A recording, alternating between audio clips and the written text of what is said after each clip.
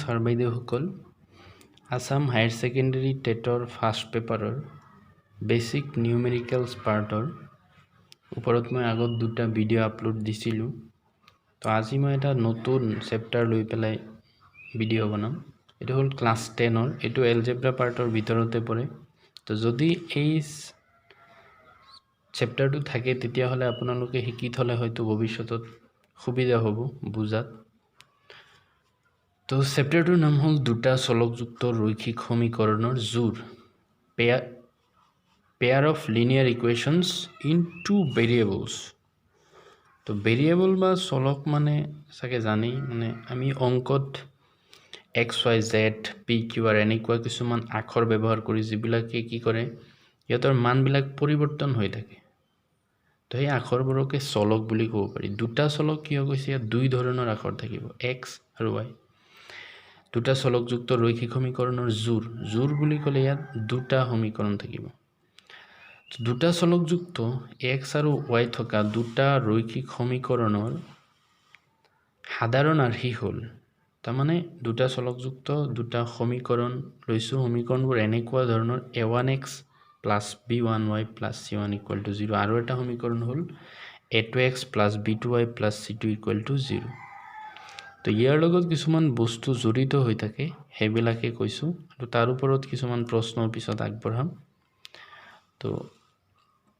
ইয়াত কি জানিব লগা কথা থাকে যে যদি দুটা সমীকৰণ এনেকুৱা থাকে a1x plus b1y plus c1 equal to 0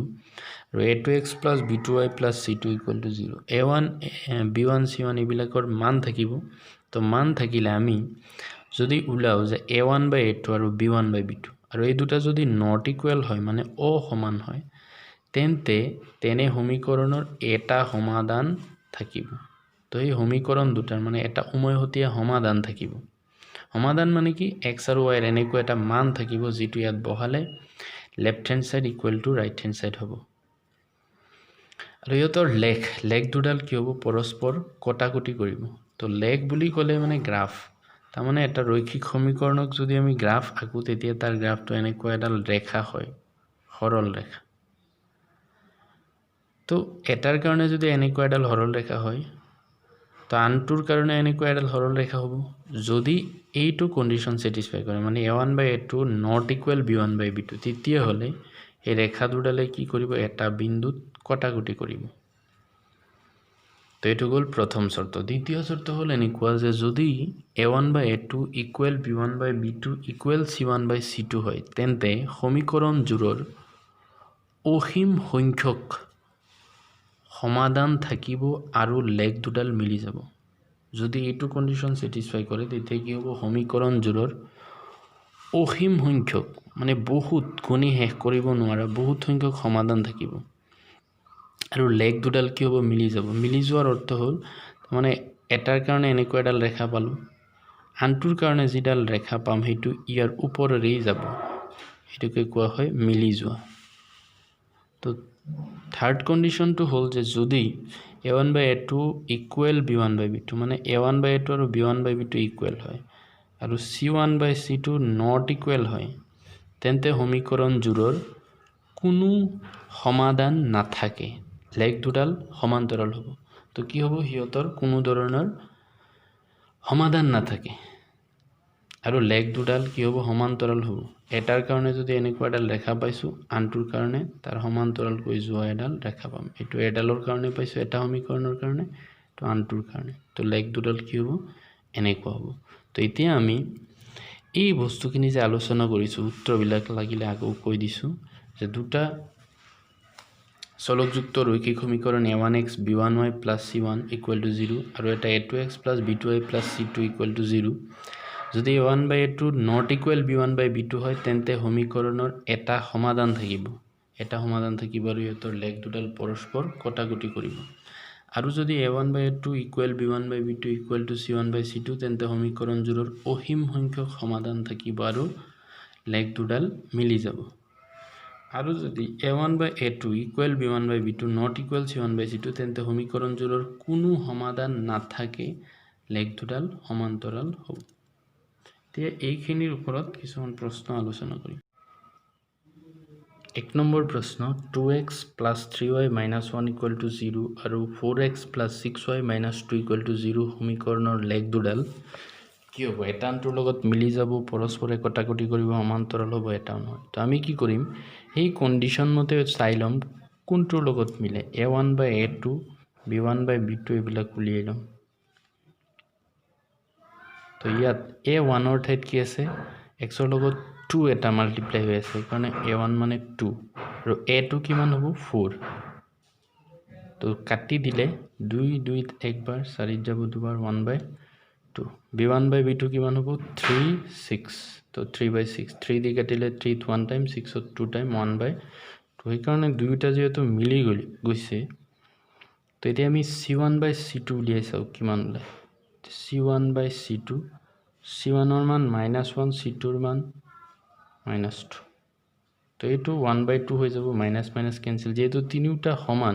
তো তিনিটা সমান হলে a1/a2 equal b1/b2 equal c1/c2 হলে আমি জানো কি হ'ব ৰেখা দুডাল এটা আনটোৰ লগত মিলি যাব এইটো হ'ব শুদ্ধ উত্তৰ তাৰ পিছত x - 3y + 2 = 0 2x + 3y - 6 = 0 সমীকৰণৰ সমাধান থাকিব কেইটা এটা দুটা অহিম সংখ্যক এটাও নহয় তো আমি ইয়াতো কি কৰিম কন্ডিশন বিলাক উলিয়াই লম a1/a2 b1/b2 তো a1/a2 কিমান হ'ব 1/2 b1/b2 কিমান হ'ব -3/3 equal to 3 3 কাটি দিলে -1 থাকিব তো যেহেতু a1/a2 b1/b2 -3/3 equal to -1 যেহেতু a1/a2 not equal b1/b2 এই কাৰণে কি হ'ব ইহতৰ এটা সমাধান থাকিব তো এতিয়া 3 নম্বৰ প্ৰশ্ন 3x - 4y + 3 = 0 x - 2y + 9 = 0 লেখ দুডাল কি হ'ব তো ইয়াতো আমি a1/a2 b1/b2 উলাম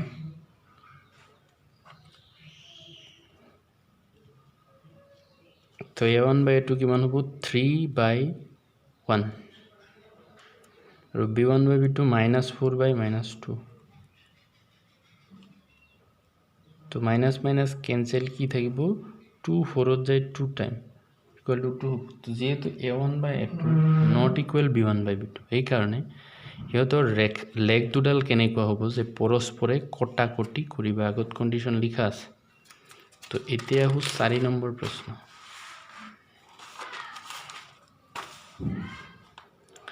So kx plus 3y plus 1 equal to 0 আৰু 3x minus 2y plus 6 or অদ্বিতীয় সমাধান থাকিব k এর মান তো অদ্বিতীয় সমাধান মানে কি এটা সমাধান থকা তো এটা সমাধান থকাৰ শর্ত আছিল a1/a2 not equal b1/b2 তো ইয়াত a1/a2 কিমান হ'ব k/3 not equal b1 কিমান আছে 3 আৰু -2 তো যদি আমি क्रॉस मल्टीप्लाई करो बज्र पूरण k * -2 किमान होबो k * -2 -2k 3 * 3 9 तो k इक्वल टू किमान হৈ আছে 9/-2 तो ইয়াত অপশন হ'ব c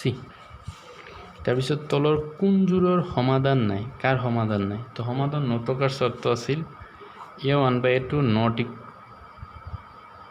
equal b1/b2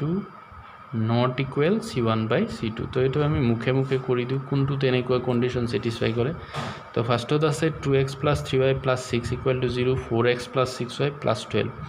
তো a1/a2 কি হ'ব 2/4 মানে 2 ৰে কাটিলে 1/2 হৈ যাব 3/6 b1/b2 2 ৰে কাটিলে 1/2 হৈ যাব 6/12 1/2 হ'ব তো তিনিটা ইকুয়াল এটো নহয় তো এটো কি হ'ব a1/a2 হ'ব 1/2 b1/b2 হ'ব -2/-1 মানে -2/-1 মানে কি 2 তার মানে a1/a2 not equal b1/b2 তো not equal b1/b2 হলেও তো সমাধান থাকিব তো 3 নম্বৰটো চাও a1 হ'ব 1 b1 a2 হ'ব 3 তো a1/a2 হ'ব 1/3 b1/b2 হ'ব 2/6 মানে 1/3 কিন্তু c1/c2 6/9 তো 6/9 তো ইকুয়াল হ'ব নোৱাৰে তো এই কাৰণে শুদ্ধ উত্তৰ হ'ব এইটোই